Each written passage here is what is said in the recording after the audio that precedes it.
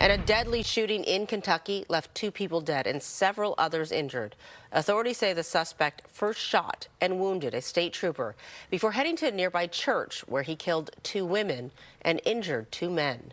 Police say officers confronted the suspect at the scene and fatally shot him. Authorities say the gunman's motive remains unclear and the investigation is ongoing. The suspect fired his weapon at individuals on church property.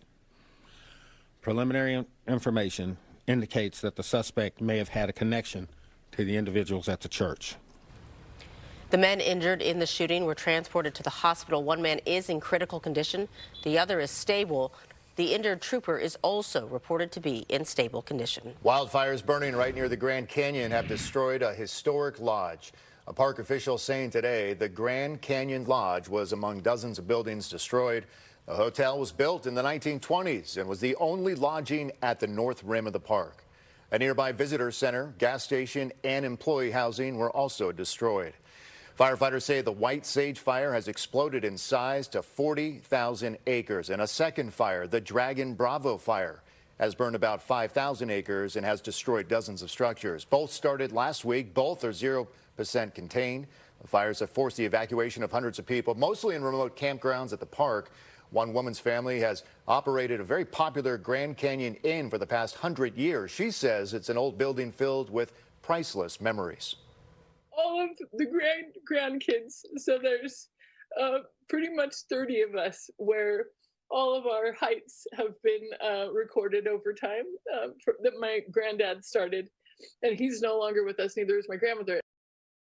So far, there are no reports of any injuries. Now, investigators do say they believe lightning sparked the fires. The search for victims in Texas has been put on hold amid new flood warnings. Officials say the potential for flash flooding was high today in Kerr County, where search and rescue crews have been working around the clock.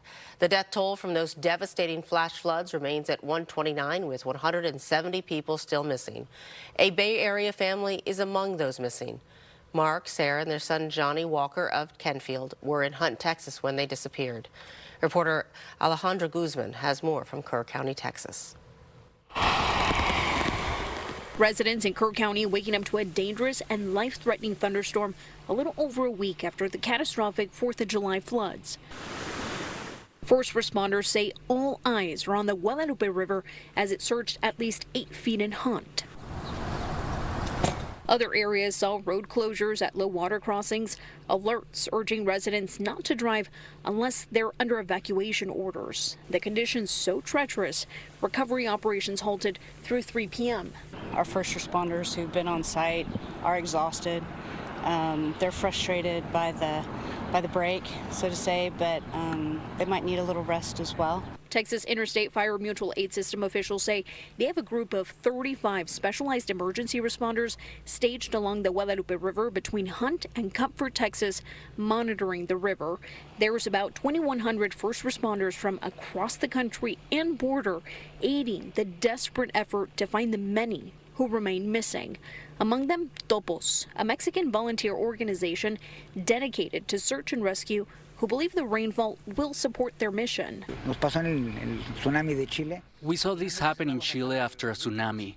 At night, the water dislodged victims. There may be some that are trapped among the debris in the river. The rising water level may be an opportunity to recover more victims.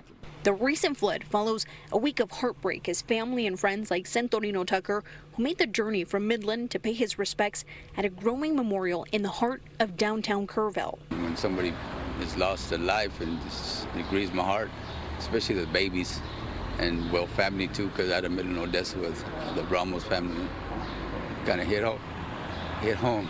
Doing everything we can to find everyone who's lost. But we're going to recover and we're going to rebuild even stronger than we were before. That was Alejandra Guzman reporting. Our KTVU viewers have joined those of our sister Fox stations across the country, helping the flood victims during the past week. They have raised $5 million to aid those living in the storm-ravaged communities of Central Texas. To donate, scan the QR code that's right there on your screen right now, or you can go to go.fox/TX Flood Relief.